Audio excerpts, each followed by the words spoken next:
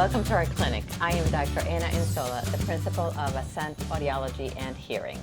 Good morning. I'm Titilayo Ogunmakinwa. I am the Executive Director of the Washington, D.C. National Capital Area for the American Diabetes Association.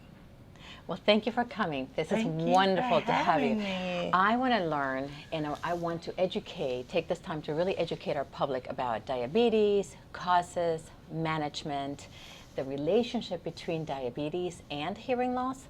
So Titi, tell me a little bit more about what should I know? What is diabetes? Well, diabetes, simply termed, is when your blood glucose level is too high. Uh-huh. And what is the difference between pre-diabetes and diabetes? Well, with pre-diabetes, it's when your body is starting to show the signs. When your glucose level is beginning to rise and your doctor informs you you haven't reached that level or the A1C level that would be defined as diabetes, but we see an indication that the trajectory may lead to diabetes. Oh, wow.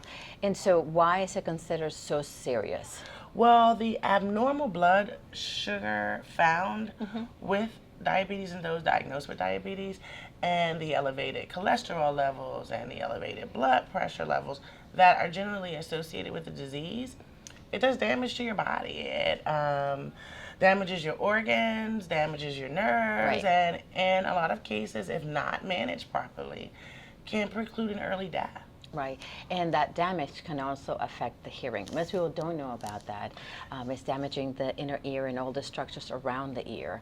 That's why it's very important to also have their hearing checked. Absolutely. There's definitely been studies, and in our standards of care, we do talk about the association between those with type 2 diabetes and those with hearing loss. And I would like to know, from your standpoint, what is it that you're seeing? What are the symptoms that people who are experiencing hearing loss are experiencing? So, so there are 38 million Americans with hearing loss, and hearing loss is found twice as much in people who suffer from diabetes compared to those people that don't have the disease. But I think it's a very slow and insidious process. Most people don't even know that they're losing their hearing, let alone the relationship between the two. I think it's very important to get that managed and under control at the age of 50. Perhaps if a family member is complaining about somebody's hearing or the inability to hear well in a noisy environment, turning the TV up a little bit louder than it used to, asking for repetition, things like that. These are the symptoms that we see oftentimes. Wow. But if it really goes untreated, it can really lead to not only early onset of dementia, because there's a cognitive decline associated with this, but also depression. There are so many similarities between some of the statistics as well as some of the effects. Right. Between diabetes and hearing loss. Statistically, there are about 30 million people in the U.S. And growing that have diabetes, as well as 80 million people with prediabetes, and 90% of them not knowing.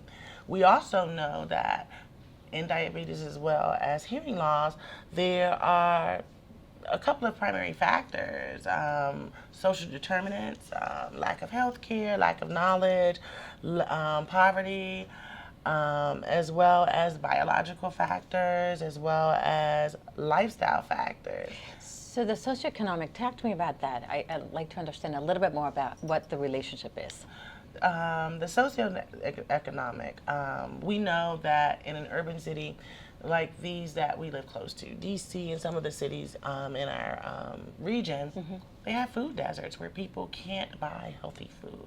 They don't have access to grocery stores that sell fresh fruits and vegetables and those things that would help people design their plate, meaning with half of their plate with a non-starchy vegetable, 1/4 of their plate with a protein, and then 1/4 with a grain or more starchy vegetable, in order to help prevent diabetes or manage their eating habits when they have diabetes. That's a good point. So what if I'm doing everything right? I have a good, healthy diet. I work out. I have dropped some weight. I take my medication. Can it really be cured? Well, diabetes is different for everyone. You can make the lifestyle changes. You can eat properly. You can work out properly. You can take your medications. But we know that all of those things may still not do the work needed Right. to manage your glucose level. We do know that if you are able to understand your status when you have prediabetes and make a lot of those lifestyle changes, that you stand a strong chance Right. of not moving into being fully diagnosed with diabetes. We know going to your doctor, finding out your glucose level and your A1C levels is how we're tested. Right. It's a blood test for diabetes. Tell me about what happens when I want to know if I'm suffering from hearing loss. When I come into your office, what happens? So most people come into our office either because their physician referred them or the family, who's a really good indicator for us. The family could say, I'm really annoyed at having to repeat everything I say. So, but and it's to the individual, it's a very slow and insidious process. So they don't really even know that there may be some hearing issues to deal with.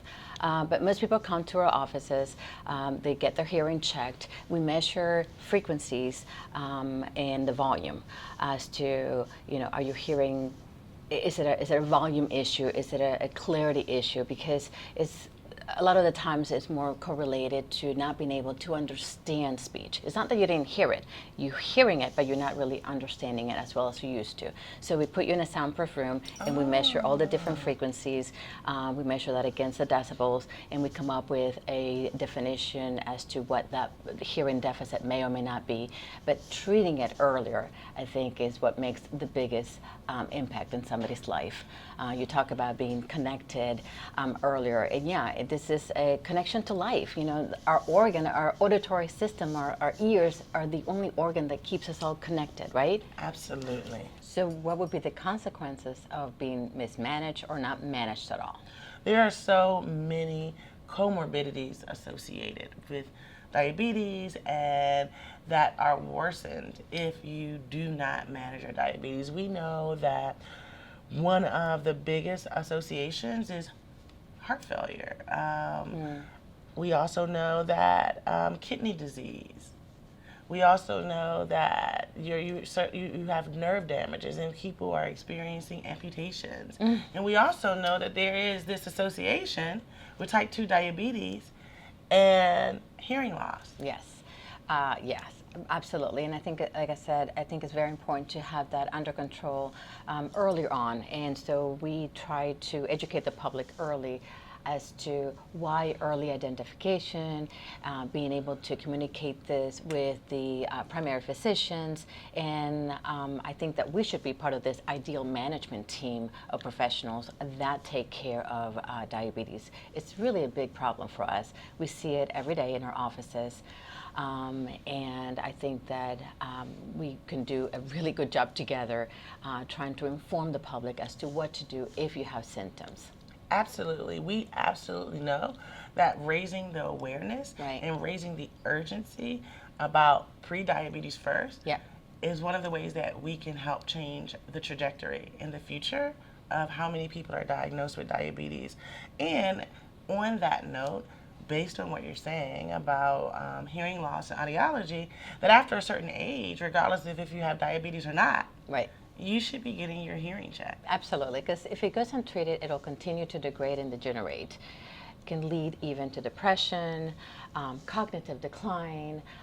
So places where you don't really want to be in life. You really want to take care of your body and have that holistic approach. That's why this is really important. And one of the things that we know we are working with and we're dealing with when people are diagnosed with diabetes, they sometimes become depressed. This disease has had so much stigma attached to it. Right. So what we offer, we have our Living with Type 2 Diabetes program, a free subscription. You just sign sign up online at our www.diabetes.org. You subscribe to the subscriptions of the Living with Diabetes. You get our Diabetes Forecast magazine, and you are able to communicate and talk with a community of people that have been diagnosed. We also have our Ask the Expert series, where you can actually find out when we're having the podcast or the broadcast, and you can dial in and ask your questions. We also have a What I Can Eat initiative, as well as our Diabetes Food Hub, which has excellent recipes and guidance on how to cook better for you and your family that can prevent or help prevent, as well as help you manage your diabetes. Right. And this is all free? It's all free. It's right on our website, diabetes.org. That's wonderful. So if I wanted to find out more about other resources or groups, you know, you always feel like you're the only one in the world having either a hearing loss or diabetes. What about the ambassadors that you have, the educational ambassadors? Well, what we offer is we ask anyone who has been impacted, anybody who understands that this particular disease, just like when we talk about hearing loss, diabetes is a disease, what we are saying is connected. It's connecting everyone. Sure. It's connecting all of us, and we're all connected for life. If it's you or someone in your family, the whole family is living with the disease, right? If I'm talking to another healthcare professional, we know that there is, again, an association, right? So we're all connected, and quite frankly, the healthcare costs, $365 billion a year, we're all connected because we're all paying into that, right? So we have our Diabetes Ambassador Program for those people who want to help, who want to volunteer, who want to speak to others, who want to offer Diabetes 101 education to the public. So again, if you go to our website, there's information on how to sign up to become an ambassador. Right. Titi, thank you so much for spending so much time with us this morning. Thank you, Dr. Anzola, for having me. Absolutely. And if you would like to learn more about hearing loss, how to treat it and manage it, if you're interested in scheduling a hearing test, please visit our website, hearingaidoctors.com.